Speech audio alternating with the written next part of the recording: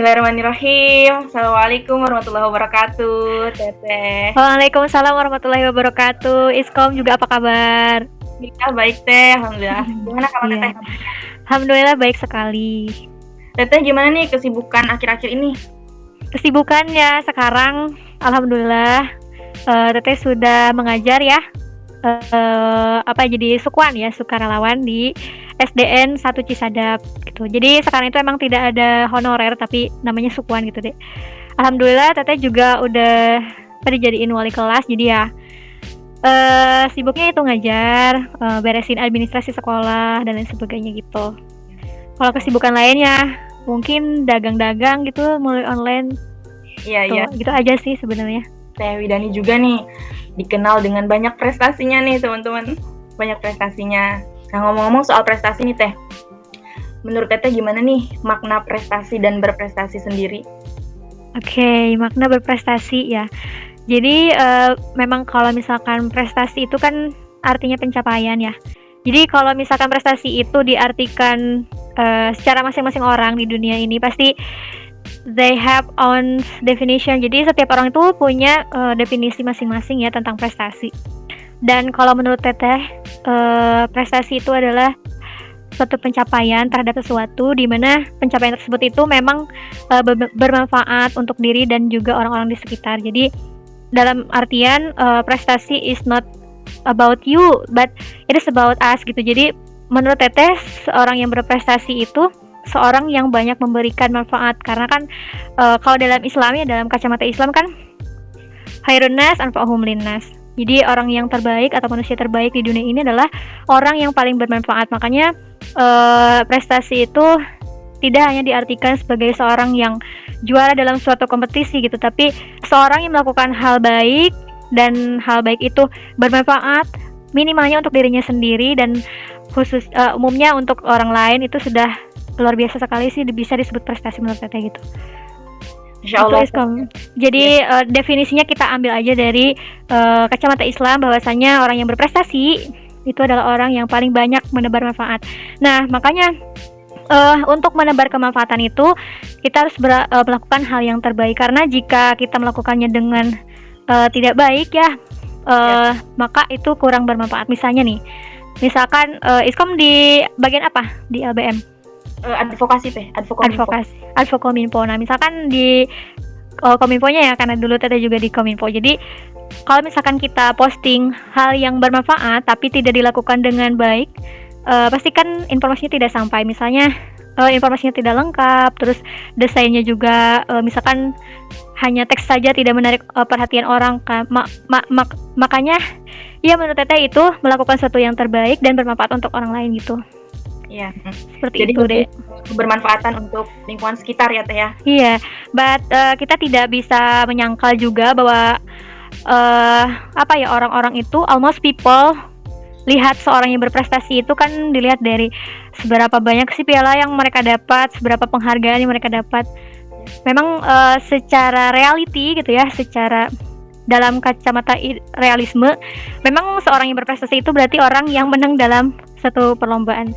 Tapi not at all, tidak semua seperti itu. Jadi kita generalisasikan saja bahwasanya seorang yang berprestasi, seorang yang punya prestasi adalah seorang yang mampu memberikan banyak kebaikan untuk orang-orang di sekitarnya. Ya. Itu. Insyaallah sekali. Nah, FYI juga Teh Widani ini awardee beasiswa bidik misi ya, Teh, tahun 2016. Iya, 16 ya. Tahun 2016. Nah, dari situ menurut Teteh nih, seberapa penting sih Teh mahasiswa bidik misi ataupun KIPKA yang sekarang ya, Teh, buat berprestasi? Oke. Ya, jadi ada sesuatu yang spesial untuk orang-orang di bidik misi ini, atau mungkin KIPKA ya sekarang ya. Iya, bahasanya. KIPKA. Nah, jadi begini. Jadi kita tahu bahwasanya setiap manusia lahir di muka bumi ini kan tidak bisa menawar ya. Maksudnya tidak bisa menawar kita pengen lahir di keluarga yang mana, yang seperti apa, kita tidak mungkin seperti itu. Kita sudah ditakdirkan, sudah dilahirkan di keluarga tersebut misalkan. Mungkin dengan keterbatasan ekonomi dan sebagainya, kita tetap harus bersyukur karena Allah itu Maha Adil. Kita pegang saja ya, dan kita percaya dan yakini saja bahwa Allah itu memang adil gitu. Ketika misalkan ada seseorang yang lahir di keluarga yang ekonominya cukup, yang istilahnya kalau zaman sekarang itu privilege ya, privilege. Mungkin mereka kuliah, oke lah saya kuliah karena memang nggak ada masalah dengan finansial, kita bisa kuliah dan ya itu that's normal bagi mereka. Tapi bagi kita sebagai mahasiswa bidik misi itu adalah sesuatu yang sangat istimewa, anugerah dari Allah Subhanahu Wa Taala. Kita bisa diberikan kesempatan untuk juga menikmati bangku kuliah itu sama seperti mereka gitu. Jadi memang seperti halnya itu kan gift ya buat kita. Jadi bidik misi atau KIPKA itu adalah sebuah hadiah buat kita, dan kita ingin berterima kasih loh sama orang yang memberikan gift tersebut. Memang hakikatnya itu dari Allah Subhanahu Wa Taala, tapi ya kita tahu bahwasannya jika ditelusuri bahwa bidik misi itu kan diambil dari uang negara, dan kalian tahu bahwasannya uang negara itu asalnya dari mana sih? Dari pajak gitu kan, dari retribusi dan sebagainya, dan kita tidak bisa menyangkal bahwasannya uang yang kita gunakan adalah uang dari hasil kerja keras tukang beca. Kita tidak bisa, ya itu semua kita tahu bahwasannya uang itu emang berasal dari rakyat gitu, berasal dari tukang beca, dari tukang ojek, mungkin dari pedagang kecil kaki lima yang di jalan. Nah benar-benar itu teh uang dari mereka, dari rakyat Indonesia gitu, dan dipersembahkan untuk kita. Jadi tidak ada alasan buat kita tidak, minimal ya anak-anak bidik misi itu kuliah dengan sungguh-sungguh gitu. Nah, dan lebih bagus lagi jika ada nilai plusnya gitu menurut Teteh. Jadi karena kita memang istilahnya dikasih gitu, dibantu sama mereka, dan apa sih feedback kita buat negara ini ya, minimal ya kita kuliah dengan sungguh-sungguh gitu ya, dengan IPK yang memuaskan, itu sudah cukup sih sebetulnya. Tapi kalau bisa ya, karena kita kan jangan membuat limit sendiri ya. There is no dream too big, there is no dreamer too small. Tidak ada impian yang terlalu tinggi dan tidak ada pemimpi yang terlalu kecil gitu. Meskipun kita misalkan kalau dibandingkan dengan yang lain mungkin ya ada yang hartanya berlebih, dia bisa les, dia bisa kursus apalah gitu, tapi kita dengan keterbatasan kita mampu nggak sama rata dengan dia, setara dengan dia, atau bahkan bisa lebih. Kalau bisa lebih, itu adalah nilai plus buat kalian gitu. Ibaratkan gini, seorang yang punya privilege itu ya. Kenapa sih Teteh bilang privilege? Karena memang kan kita seorang bidik misi itu kan emang ada bedanya ya sama yang lain gitu. Jadi nggak apa-apa ya kita bilang privilege. Nah, misalkan gini, diibaratkan seorang yang privilege itu adalah seekor gajah. Ya, terus kita adalah seekor semut gitu. Nah, jika misalkan kita lombakan ya, misalkan seekor gajah dan seekor semut itu dikasih tantangan untuk mengangkut sebuah beban, mengangkut sebuah barang gitu. Dan misalkan ya, seekor gajah tersebut mengangkat 1 kilogram benda, sedangkan semut itu hanya mampu mengangkut 2 gram benda. Menurut kalian kira-kira siapa yang akan, menurut Iskom siapa yang akan menang kira-kira? Gajah Ya, karena gajah itu kan lebih banyak atau lebih berat ya barangnya. Iya. Nah, tapi kalau kita lihat, gajah itu mengangkut barang yang menurut dia itu tidaklah berat 1 kilogram jika dibandingkan dengan berat gajahnya itu sendiri berkali-kali lipat kan, lebih berat badannya. Sedangkan kalau kita lihat semut itu mengangkat 2 gram loh. Berat semut berapa sih? Paling 0,0 berapa gram gitu ya. Yang 2 gram tersebut itu berkali-kali lipat lebih berat daripada dirinya sendiri. Nah, seperti itu. Jadi dianalogikan seorang bidik misi itu kita ya. Jadi seekor semut yang harus mampu mengangkut beban yang lebih berkali-kali lipat daripada diri kita sendiri. Dan jika kita mampu, itu sangat luar biasa karena bisa mengalahkan gajah yang hanya mampu mengangkut suatu barang yang ya kalau misalkan menurut dia mah nggak berat lah pasti gitu kan. Itu analoginya seperti itu. Jadi kita harus mampu lebih daripada yang lain gitu ya. Dalam artian ya kalau misalkan nih orang yang punya privilege, orang yang punya sesuatu istimewa untuk membantu dirinya berkembang itu hanya mampu segitu, nah karena bagi mereka itu normal. Tapi ketika kita mampu sama dengan mereka, tapi kita berada di bawahnya, itu sangat luar biasa sekali sih. Jadi kenapa mahasiswa bidik misi harus berprestasi? Karena mereka sudah dikasih gift gitu, bantuan untuk bisa kuliah, dan kita harus berterima kasih. Dan kita tidak boleh berdiam diri dengan keadaan gitu. Kita jangan pasrah. Kalaupun kita tidak punya apa-apa, kita bisa kok lebih gitu. Kita bisa sama dengan mereka yang punya, bahkan lebih gitu. Iya betul sekali ya Teh. Jadi jadi harus memiliki lebih ya daripada yang lain gitu. Iya, Dan kalau bisa. Iya, dan berterima kasih sama pemerintah gitu ya Teh. Sama Allah Subhanahu wa taala, sangat bersyukur.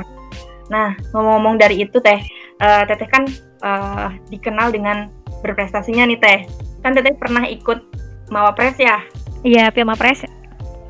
Dan dinobatkan juara 1, ya kalau tidak salah juara 1 Mawapres tahun 2019. Iya, di Prodi ya. Ya, tingkat Prodi. Nah, apa sih yang memberanikan Teteh buat maju ikut Pilmapres? Oke. Nah, sebetulnya yang tadi Teteh bilang kan, sebelumnya Teteh sudah bilang kalau mahasiswa berprestasi itu harus menunjukkan sesuatu yang lebih dari yang lainnya. Nah, berangkat dari itu hal yang pertama. Terus memang dari teman-teman Teteh juga orang-orang yang ada di lingkungan Teteh ya, dalam circle Teteh itu emang support banget, jadi kayak menganjurkan Teteh untuk ikut. Jadi ya tidak ada alasan untuk tidak ikuti sebetulnya, karena kan istilahnya dari tahun sebelum Teteh itu memang yang menjadi juara itu memang dari bidik misi semua, dari mulai Teh Anissa, terus Teh Kania gitu. Ya masa sih tahun ini nggak ada dari bidik misi yang maju, jadi kayak ada tuntutan gitu loh. Tapi ya sebetulnya itu juga harus dimurnikan lagi ya, karena kita berprestasi sih untuk apa sih sebetulnya. Nah, karena Teteh juga ingin mengaktualisasikan diri, terus ingin kayak memberikan tantangan untuk diri sendiri sih, kayak aku tuh sebetulnya ada di level mana sih gitu, kayak ingin mengukur diri sendiri aja gitu awalnya. Nah, terus emang didukung, ya sudah maju aja, karena memang pas dulu itu yang ikutan Pilmapres ini memang sedikit ya, jadi kayak harus dipaksa dulu sama dosen-dosen itu, ayo ikut kayak gitu. Tapi alhamdulillah Teteh sama Acahyana, terus Kak Irman juga ya, itu dari bidik misi, bahkan Teh Uswa juga dari PG PAUD, terus Teh Entang itu juga ikutan gitu. Jadi mereka ya udah bareng-bareng aja gitu. Memang tidak ada keinginan untuk menjadi juara juga, maksudnya ya setidaknya Teteh ikut juga kan, itu sudah alhamdulillah ya, maksudnya sudah bisa mengalahkan ketakutan diri sendiri, itu poin utamanya. Jadi seperti itu deh. Jadi kenapa Teteh berani, karena ya Teteh ingin mengukur diri gitu, dan memang disupport sama lingkungan juga. Dan alhamdulillah ya pas saat itu memang dari pokoknya setiap kelas itu ada 2 minimal yang mengajukan, hampir 10 kandidat, dan alhamdulillah nilai Teteh tertinggi dari semuanya pada saat prodi PGSD itu. Iya. Dan mungkin Teteh bisa sedikit cerita ya di boleh. Pas masuk ke itu kan pas masuk 3 besar di prodi itu Teh Widani, Teh Cair sama Irman, itu 3 besar ya. Iya. Nah, akan dilombakan lagi nih tuh. Jadi kan kalau kemarin Kang Insan langsung ya jadi 1 orang dari prodi itu langsung, enggak 3-3-nya. Kalau ini di 3 besar itu dilombakan lagi di tingkat fakultas alias UPI Kampus Tasikmalaya. Dan di PG PAUD itu ada Teh Entang, Teh Uswa, sama Teh siapa lagi, lupa lagi ya. Nah, terus pada saat itu Teteh juara 2 karena beda di kompetensi bahasa Inggrisnya. Nah, mungkin nanti teman-teman bisa concern ya ke bahasa Inggris, karena memang pada saat itu Teteh tidak terlalu memikirkan bahasa Inggrisnya sih sebetulnya, kayak telat menyadari. Makanya Teteh kasih tahu sekarang. Jadi memang dalam Pilmapres itu bahasa Inggris itu something like important, jadi sesuatu yang sangat penting gitu ya. Jadi meskipun KTI kalian bagus, public speaking dan sebagainya, but your English is not competent. Jadi kalaupun misalnya KTI-nya bagus, terus presentasinya bagus, tapi bahasa Inggrisnya kurang, ya itu juga jadi penilaian sebetulnya. Dan pada saat di tingkat fakultas itu kan ada ini ya, tes TOEFL. Iya. Nah, pada saat persiapan tes TOEFL, Teteh itu kebetulan sedang ada kegiatan KMD, tahu kan ya KMD? Ya. Kursus Mahir Dasar Pramuka, dan tes TOEFL-nya itu emang agak sedikit dadakan ya menurut Teteh. Jadi Teteh sama sekali tidak menyiapkan jauh-jauh hari karena memang informasinya baru Teteh terima bahwasannya si TOEFL ini akan dilaksanakan hari ini. Teteh juga pada saat itu sedang KMD malah. Teteh izin gitu kan. Teteh izin pagi-paginya. Karena kan KMD itu kebetulan sedang ini ya kemah. Jadi Teteh itu untung kemahnya di kampus kan, bukan di mana-mana. Jadi Teteh bisa pulang dulu ke asrama. Itu juga baru bangun terus langsung dikabari bahwasanya kayak TOEFL akan dilaksanakan. Teteh sangat terkejut juga. Terus ke lokasi tes dan terus mungkin kayak Teteh tuh pokoknya gak persiapan banget, segitu juga uyuhan gitu ya. Dan memang Teteh nilainya kurang karena memang kurang persiapan juga. Jadi untuk kalian nih yang mau ikut Pilmapres, dari sekarang siapkan setidaknya ya TOEFL itu kan ya kalau menurut Teteh bisa sih kalau kalian menyiapkan dari jauh-jauh hari. Teteh juga yang nggak persiapan bisa, kalian juga pasti bisa gitu. Iya. Jadi itu poin yang memang sangat disayangkan ya dari Teteh sendiri karena Teteh tidak menyiapkannya dengan baik gitu. Makanya Teteh kalah sama Teh Cair karena memang Teteh kurang persiapan di bahasa Inggrisnya gitu. Oke. Tapi menurut aku Teteh udah juara banget. Iya, jadi nanti Teteh sharing ya tentang Pilmapres apa aja sih yang dinilai gitu. Iya nih Teh, langsung aja Teh. Langsung aja ya. Indikatornya nih, kira-kira apa aja Teh? Nah, dari pentingnya bahasa Inggris. Pentingnya bahasa Inggris tadi sudah disinggung ya. Jadi memang bahasa Inggris itu sudah sudah menjadi satu penilaian. Karena Teteh kira bahasa Inggris itu dinilai saat kita presentasi karena Teteh dulu itu memang presentation using English, Teteh pakai bahasa Inggris full ya. Sangat full sekali, padahal Teh Cair tidak full ya pada saat di fakultas, tapi memang dilihat juga dari TOEFL. Dari TOEFL terus dari tanya jawab juga kita you harus using English. Gitu. Jadi kenapa sih bahasa Inggris itu penting di Pilmapres? Karena kan Pilmapres itu sebetulnya untuk mengkader mahasiswa UPI gitu ya, khususnya kan kita di UPI ya, untuk bisa maju ke tingkat nasional gitu kan. Nah di nasional itu memang kita using English dalam artian jadi kita itu harus bisa berbahasa Inggris karena pada saat ini kan nasional itu nanti ada tingkat internasional lagi gitu. Jadi bahasa Inggris itu memang diwajibkan karena memang bahasa internasional dan juga ide kita itu jika ingin didengar oleh universe, oleh semua orang, tidak hanya di Indonesia aja gitu kan, tapi juga di luar negeri orang bisa tahu ide kita itu kan melewati bahasa kan, pakai bahasa, dan bahasa internasional adalah bahasa Inggris. Jadi bahasa Inggris itu kayak jadi patokan kita. Jadi kayak Pilmapres itu emang wajib gitu. Seorang mahasiswa berprestasi itu memang wajib. Setidaknya tidak harus yang ahli-ahli banget dalam bahasa Inggris sih sebetulnya, tapi at least kita bisa berkomunikasi dalam bahasa kita sehari-hari dalam bahasa Inggris gitu. Seperti presentasi, Teteh kira itu bisa dilatih gitu. Jadi emang bahasa Inggris itu penting sekali, dan selain bahasa Inggris, Teteh juga akan memberikan kalian pemahaman bahwasannya Pilmapres itu ada beberapa indikator memang yang harus kalian harus kalian penuhi. Nah, jadi Teteh mau cerita dulu ya sebelum masuk ke ini ya tentang Pilmapres. Jadi pada saat Teteh tingkat 1 dulu, Teteh pernah kan biasa tuh ada mokaku kayak gitu kan, terus ada LKM dan sebagainya. Terus Teteh lupa secara itunya ya, pokoknya Teteh tuh pernah mendapatkan materi apa gitu. Nah salah satu Teteh malah jadi ingat ke pematerinya ya. Jadi si pematerinya itu punya dibacakan CV-nya kan. Iya. Tahu kan CV, kurikulum vitae. Nah, itu kayak jadi track record dia semasa kuliah. Bahkan sebelum dia kuliah sampai dia jadi pemateri di hadapan Teteh, tuh banyak sekali prestasinya. Jadi Teteh tuh termotivasi gitu. Pertamanya memang termotivasi karena wah, kok Teteh juga bingung ya. Pas awal itu kenapa sih setiap ada pematerian di Mokaku atau pematerian di LKM ataupun di acara-acara lain itu selalu dibacakan. Kenapa coba? Iskam tahu nggak? Ya, kenapa Teh? Nah, karena untuk menjadi seorang yang bermanfaat yang tadi Teteh bilang, kan bermanfaat ya, bisa jadi salah satunya adalah sharing atau memberikan suatu kajian kepada orang lain kan.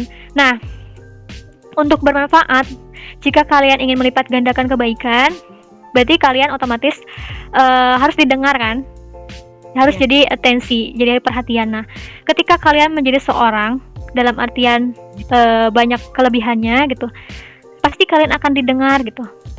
Makanya kenapa di Mokaku, di LKM, di Diksarkom mungkin ya, di acara-acara lain suka dibacakan CV itu supaya audiens itu bisa menghargai kita. Dalam artian ketika kita memberikan pematerian, mereka itu bisa mendengar kita. Tidak, wah itu siapa sih yang jadi pemateri gitu kan? Siapa sih loh? Nggak kayak gitu kan? Karena sudah tahu, oh dia itu ahli ini, oh dia itu banyak prestasinya. Jadi karena dibacakan CV itu kita jadi terkesima sama dia, terus kayak mau mendengarkan. Nah seperti itu. Jadi Teteh termotivasi sekali juga ya. Teteh juga mikir kok dia bisa sih prestasinya banyak kayak gitu. Terus pas Teteh pulang gitu ya, pas dari Mokaku, Teteh emang kayak ngelis oh prestasi atau capaian apa saja ya sih yang udah Teteh buat atau yang udah Teteh terima gitu, yang udah Teteh dapat, dan ternyata sangat minim sekali. Jadi kayak wah ini CV aku baru sedikit nih gitu kan. Itu pas Teteh tinggal 1 udah mikirin CV loh deh. Jadi kayak wah Teteh itu harus sedikit-sedikit lah mencicil gitu ya memenuhi CV tersebut. Dan akhirnya Teteh juga mendapat contoh CV ya dari pemateri, dan Teteh lihat oh ternyata di CV itu tidak hanya ditulis prestasi saja, tetapi ada kegiatan-kegiatan, terus prestasi pengakuan juga, dia misalkan jadi pengurus apa dan sebagainya, itu pengalaman organisasi ya. Jadi di CV itu ada prestasi, terus ada pengalaman misalkan ikut kegiatan apa, terus dia juga menuliskan pengalaman organisasi. Dari sanalah Teteh mulai mengkonsep kuliah Teteh itu mau kemana gitu. Jadi Teteh justru awalnya dari sana gitu. Teteh kuliah mau apa, Teteh kuliah mau gimana itu justru karena CV itu. Makanya pas kemarin ada pas ada sekolah Mawapres, Teteh itu memberikan materi tentang CV biar mereka tuh aware bahwa kuliah 4 tahun itu jangan disia-siakan. Mereka harus bisa memenuhi CV mereka dengan kegiatan-kegiatan yang positif untuk mengisi CV tersebut. Teh kok niatnya jadi untuk memenuhi CV? Ya tidak juga, itu hanya sebagai salah satu motivasi gitu. Karena Teteh sendiri itu efektif seperti itu gitu. Jadi kayak punya targetan, kayak punya milestone sendiri dalam kehidupan ya selama kuliah gitu. Nah ternyata CV tersebut memang sangat bermanfaat ketika kita meng-apply sebagai calon mahasiswa berprestasi, teman-teman. Jadi memang dari CV-CV itu memang sepenuhnya itu bisa menjadi kriteria dari Pilmapres itu sendiri, karena ternyata ya kan syarat Pilmapres itu yang pertama adalah KTI ya. KTI itu lupa lagi berapa persen ya. Jadi karya tulis ilmiah, karena kan kita membawa ide ya, ingin menyelesaikan masalah gitu kan, ingin menyelesaikan suatu masalah yang ada di kehidupan kita ya, khususnya pendidikan lah, karena kan kita ada di ranah pendidikan gitu. Nah, selain KTI, selain bahasa Inggris juga ya, yang keduanya bahasa Inggris. Bahasa Inggris itu ya ada juga penilaiannya. Terus IPK. Nah, kalau IPK berarti memang kita harus baik dari awal sih sebetulnya, jangan dari tingkat 1 sampai tingkat berapa ya, berarti kalau Pilmapres itu tingkat 3 ya. Nah, usahakan dari semester 1 sampai semester 5 itu IPK-nya cum laude ya. Amin. Jadi IPK-nya itu ya minimal ya lebih dari 3,6 lah, atau 3,5 juga. It's okay. IPK, terus itu kan yang pertama KTI, bahasa Inggris, IPK. Terus yang kedua itu adalah prestasi. Keempat ya. Keempat. Ya. Nah, keempat itu prestasi. Tapi prestasi di sini tidak hanya mencakup kita juara apa gitu. Tapi yang pertama, prestasi itu adalah prestasi pengakuan. Apa sih Teh prestasi pengakuan? Nah, ini berhubungan dengan riwayat organisasi. Apakah kita diakui sebagai seorang yang berpengaruh di sana atau tidak? Karena ketika kita menjadi seorang ketua atau minimal jadi jadi ketua departemen lah, berarti kan sudah ada kepercayaan dari orang-orang gitu. Jadi kenapa sih dalam Pilmapres itu ada persyaratan, bukan persyaratan sih, kayak dinilai juga riwayat organisasinya. Karena prestasi IPK saja tidak menggambarkan dirimu Jadi mereka ingin tahu kamu itu di lingkungan kamu tuh jadi apa sih gitu kan. Nah itu, jadi saran Teteh nih buat kalian yang aktif di organisasi, silahkan capai karir organisasi setinggi-tingginya. Minimal jadi ketua departemen lah gitu kan. Iya. Atau lebih bagus lagi jadi ketuanya gitu kan. Itu udah bagus banget nilainya karena ada tingkatan nilainya. Jadi ketua itu berapa, jadi sekretaris atau bendahara itu berapa gitu. Jadi tingkatannya ketua, BPH, terus ketua departemen. Kalau anggota kayaknya nggak dinilai deh gitu. Nggak dinilai maksudnya dalam artian mungkin cuma 1 nilainya gitu.